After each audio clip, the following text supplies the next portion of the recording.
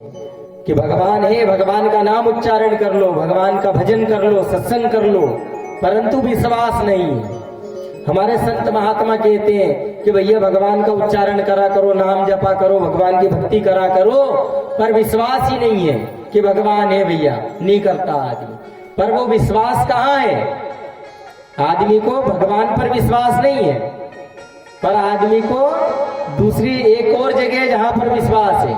ध्यान दीजिएगा मेरे भाई बहन, आदमी को जब बोलते हैं कि भैया भगवान का नाम उच्चारण कर लो, भगवान है, भगवान पर विश्वास करो, तो आदमी नहीं करता। वो कहाँ विश्वास करता है? भगवान है, भगवान पर विश्वास नहीं है, पर टीवी पर एक एडवर्टाइज आता है। टीवी पर पिक्चर चलती है तो बीच में एक एडवर्टाइज आता है, उसमें एक मैडम आती है और हाथ में बोरो फेयर एंड लवली की एक डब्बी लेती है और कहती है कि बस 5 रुपए वाला फेयर एंड लवली लो, लगाओ और 7 दिन में गोरे हो जाओ। महाराज वहां विश्वास है कि 7 दिन में गोरे हो जाएंगे, पर हम कह रहे हैं कि भैया 7 दिन तक अगर जी भगवान का नाम ले लिया तो भगवान मिल जाएंगे। वहां विश्वास नहीं, करे क्या? विडंबना है महाराज। बस 5 रुपए वाला फेयर एंड लवली लो, लगाओ और 7 दिनों में गोरे हो जाओ। आदमी को वहां पर विश्वास। बताया है आज श्रीमद् भागवत की कथा में श्री सुखदेव बाबा हाथ जोड़ करके भगवान का ध्यान करते हुए कथा श्रवण करा रहे हैं। और आज देखो राजा परीक्षित दोनों हाथ जोड़ करके सामने खड़े हो गए और कहने लगे, गुरुदेव, सुखदेव बाबा से कहने लगे, बाबा मुझे बताइए कि आपने जो कथा श्रवण कराई उसमें मुझे बताया कि कल आपने बड़े ही सुंदर सुंदर तरीके से भगवान कृष्ण कन्हैया बांके बिहारी लाल हमारे कृष्णचंद्र भगवान का जन्मोत्सव बनाया, उनका जन्म हुआ, उसके आगे क्या हुआ बाबा? कृपा करके मुझे बताइए। तो आज राजा परीक्षित को सुखदेव बाबा बता रहे हैं और कह रहे हैं कि देखो राजन, जब जन्म हुआ तब सभी देवता, नाग, किन्नर, गंधर्व सभी ने आकाश से दुंदुभी की आवाज होने लगी। आकाश से देवता लोग पुष्पों की वर्षा करने लगे। अब महाराज जैसे ही सुना तो आज राजा परीक्षित कहने लगे कि बाबा आकाश से दुंदुभों की वर्षा करने लगे, पुष्पों की वर्षा करने लगे देवता लोग। अच्छा बाबा उसके बाद क्या हुआ? मुझे कृपा करके बताइए। तो आज राजा परीक्षित को बाबा बता रहे हैं कि देखो भैया, जैसे जैसे जब जन्म हुआ तो जन्म के बाद में एक सुपड़े में भगवान को वसुदेव जी ने बिठाया और लेटा करके अपने मस्तक पर रखा और चलने लगे। जैसे जैसे बाबा वसुदेव जी जैसे जैसे चले जा रहे हैं वैसे वैसे सारे हथकड़ियां, बेड़ियां, ताले सब कुछ खुलते जा रहे हैं। सारे द्वारपाल सब सो गए गहरी निद्रा में, योग माया के द्वारा गहरी निद्रा में सो गए। और जैसे जैसे वसुदेव जी चले जा रहे हैं वैसे वैसे सारे ताले और दरवाजे खुलते चले जा रहे हैं। अब भगवान को लेकर के वसुदेव जी चल दिए।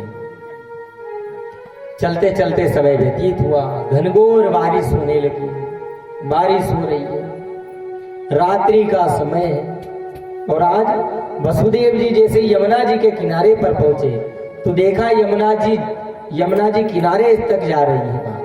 अब वसुदेव जी ने यमुना जी में प्रवेश किया और जैसे ही प्रवेश किया पहला कदम आगे बढ़ाया तो घुटने घुटने तक आ गई यमुना जी, फिर आगे बढ़े कमर कमर आ गई, उसके आगे बढ़े छाती तक आ गई, छाती के बाद गर्दन तक आ गई।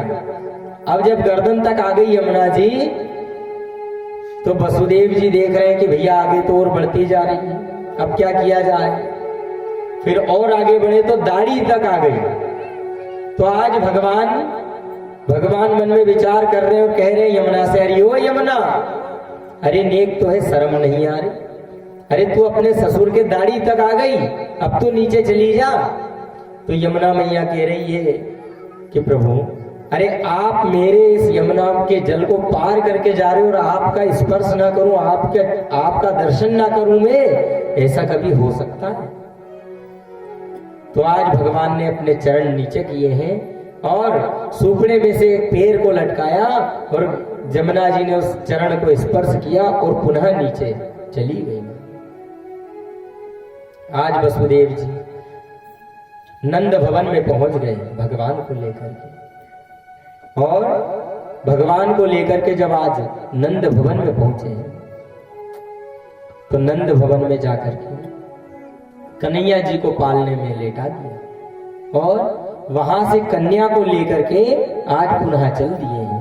देखो महाराज, सभी लोग सोए हुए हैं, योग माया के कारण सभी लोग सोए हुए हैं, और आज वहां से इधर से लाला को लेटाया और उधर से लाली को लेकर के वसुदेव जी वापस चले जा रहे हैं। अब महाराज जैसे ही चले जा रहे हैं,